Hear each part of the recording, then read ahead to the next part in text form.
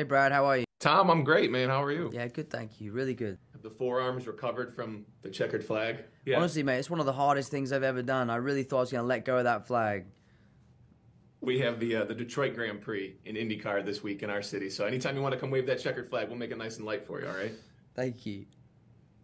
Mark Wahlberg comes and does movies in Detroit a lot. He does a lot of charity work here. And I asked him about you last year, and he said it's so cool to see you stretching and showing everybody what you can do. And I said, how good? How good is Tom? He goes, he's good. He's very good. He might be too good.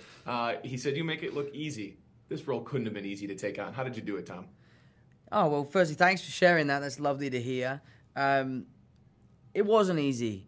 No, it wasn't easy at all. It was actually the hardest thing I've ever done. Taking on this job, becoming a producer, pivoting to TV, educating myself in mental health and the powers of the human mind. At every single step of the way, there was a hurdle that we had to jump over. And, honestly, some of them we didn't make it. We had to pivot and figure out new ways to make the show work.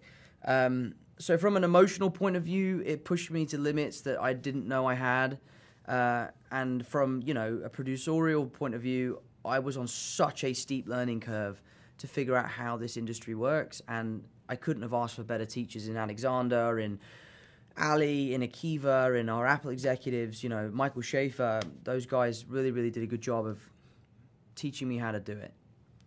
It's a daunting task, I'm sure, to jump into because you've been so used to film. And here we go. It's not just 30-minute episodes that you can, kind of work through in a couple of days' work. These are, hour-long episodes, and there are 10 of them. How do you try to pace yourself throughout all of it? That's honestly, a really great question. The hardest part of the creative process of this show was traversing Danny's arc.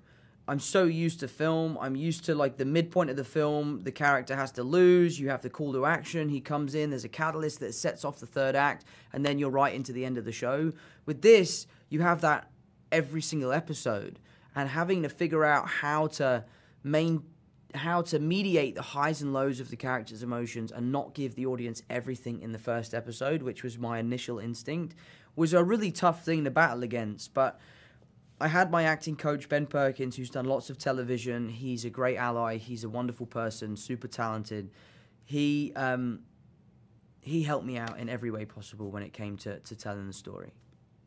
Tom, you're so easy to root for when we watch you on screen, but I think everybody will be cheering for you off screen because of what you did. One of the biggest moments in movie history, the Bob Iger call, staying on as Peter Parker, keeping him in the MCU. Right. How excited are you for your future, for Peter Parker's future in the MCU for years to come?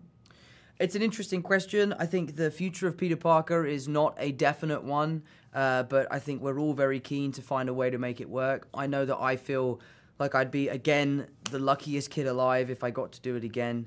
But we have a huge responsibility to uphold. We want to make sure that we do justice to the character. If it's time for the next young kid to step in and don the suit, then I would walk away proudly with my head held high. And if I've got more in me, then you best believe that I'll be there.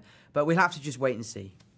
I'd take you an old man Peter Parker 35, 40 years from now, man, in your pajamas and walker. Yeah, maybe I got to take a 20-year break and I'll come back and do it again. Who knows? From my son Matthew, a little, and my daughter Emma, back at you, man. So thank you so very much. Thanks very much, mate. See you later. See you, Tom.